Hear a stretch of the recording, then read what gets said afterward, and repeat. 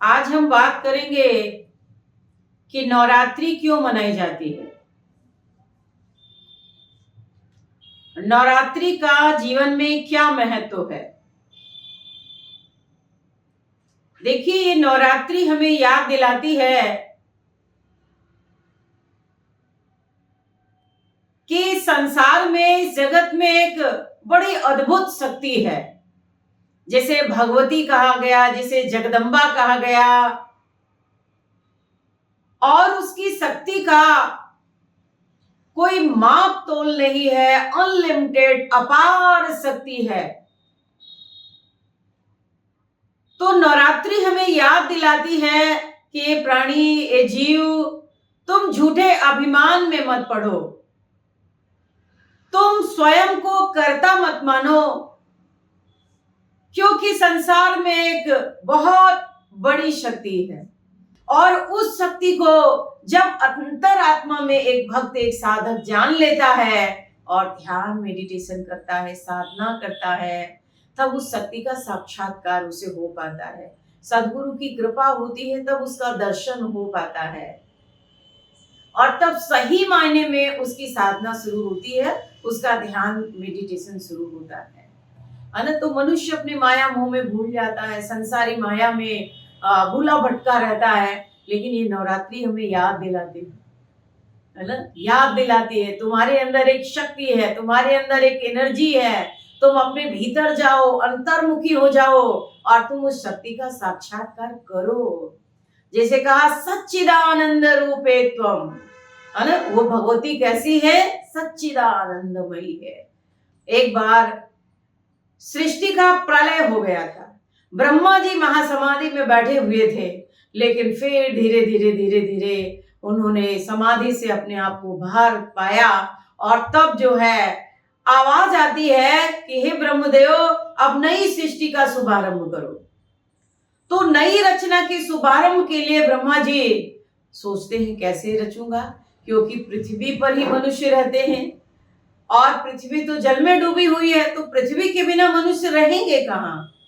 सोच रहे थे, तभी जो है एक जगत जननी जगदम्बा वहां पर प्रकट होती है और वो माता अपने विमान में ब्रह्मा विष्णु महेश तीनों को बिठा लेती है। विमान उड़ने लगा, उड़ते उड़ते वो विमान पहुंचा ब्रह्मलोक में, है ना। तो क्या देखते, एक और ब्रह्मा जी हैं वहां पर, जो सृष्टि रचना के काम में बिजी हैं, है ना। बड़ा आश्चर्य हुआ ब्रह्मा जी को। अभी तक तो मैं ये मानता था पूरी दुनिया में एक ही ब्रह्मा है और वो मैं हूँ, सृष्टि रचयिता, लेकिन यहाँ तो एक और ब्रह्मलोक है, ब्रह्मा जी भी है। तो उनका सारा अभिमान वहां बह जाता है। इसके बाद शिव लोक में पहुंचा वो विमान, वहां एक और शिव जी मिले। अब शिव जी का सारा अभिमान खत्म हुआ। ऐसे ही आगे गए, वैकुंठ लोक एक था, तो वहां पर भगवान विष्णु जी जो है अपनी शक्तियों के साथ विराजमान थे। तो ये सब देख करके तीनों देवताओं का जो अहंकार था, जो मन में ही था कि भाई मैं रचना करने वाला, मैं पालन करने वाला, मैं संहार करने वाला, सब अभिमान उनका समाप्त हो जाता है और तब वो विमान और आगे जाता, कहते एक मणि लोक में पहुंच गया। मणि लोक, ऐसा अद्भुत प्रकाश था वहां पर। और वहां पर पहुंचे तो वहां एक और देदीप्यमान महा तेजस्वी जो है माता भगवती वहां पर विराजमान थे। तो तीनों देवताओं ने बड़ी श्रद्धा से उनके चरणों में प्रणाम किया और जैसे चरण स्पर्श हुआ, जैसे प्रणाम करते हैं, तो वो तीनों क्या बन जाते हैं? देवी रूप में आ जाते हैं, है ना। देवी रूप में आ गए। अपना उनका जो देह था, सब कुछ आभूषण वस्त्र सब उनके बदल गए। तो कहते हैं उन्हें बड़ा आश्चर्य होता है। अब वो भगवती की सेवा में ही रहने लगे, सेवा करने लगे। काफी दिन बीत गया तो एक बार फिर से वो लोग बड़ी श्रद्धा से स्तुति वंदना करके प्रणाम करने के लिए जैसे चरणों का स्पर्श किया, तो फिर अपने स्वरूप में आ गए, है ना। अपने स्वरूप में आ गए और तब वो जगदम्बा, वो जगत जननी उन्हें सत्संग सुनाती है, उन्हें अपनी शक्ति का ज्ञान देती है और कहती कि हे ब्रह्मा विष्णु महेश, तुम्हारे अंदर अभिमान ना आए, क्योंकि तुम स्वयं को कर्ता मान बैठे थे, है ना।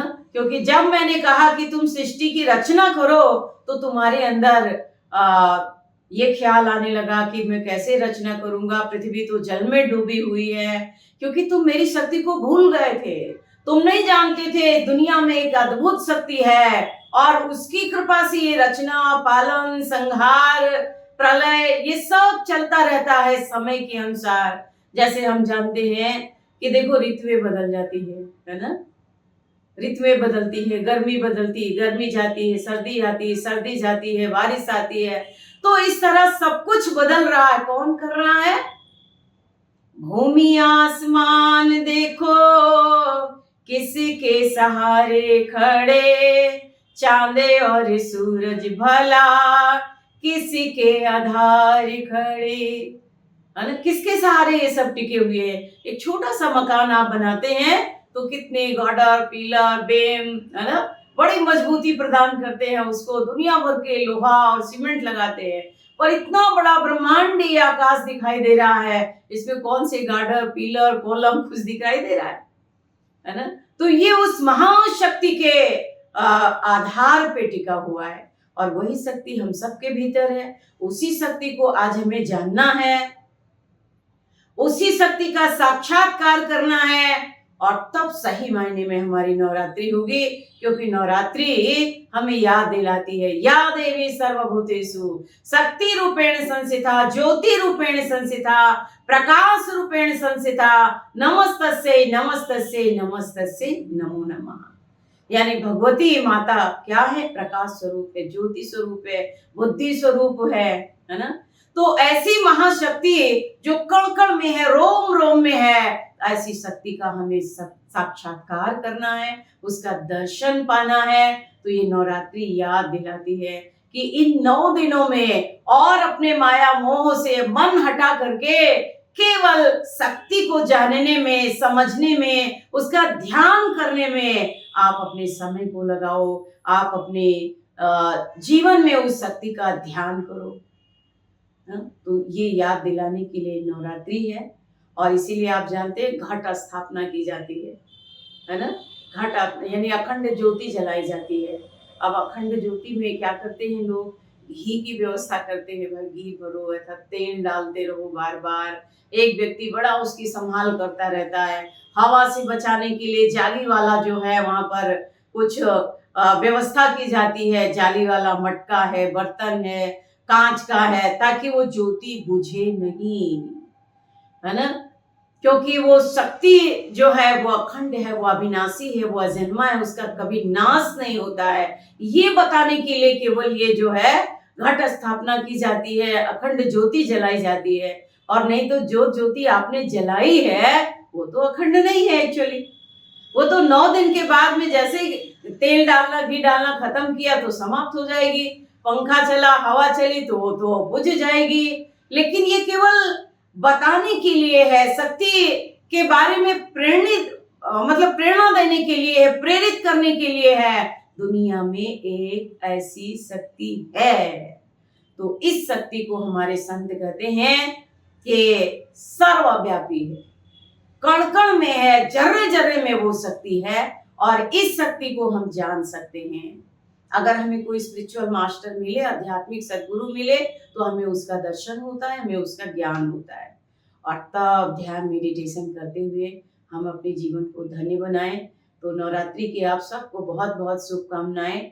खूब शुभ मंगल हो नवरात्रि आप सबों के लिए और जीवन में उस शक्ति को जाने, समझें और अपने जीवन का, आत्मा का कल्याण करें। क्योंकि तभी हम अभिमान रहित हो सकते हैं, तभी हम शक्ति की आराधना करते हुए, ध्यान करते हुए अपने जीवन को धन्य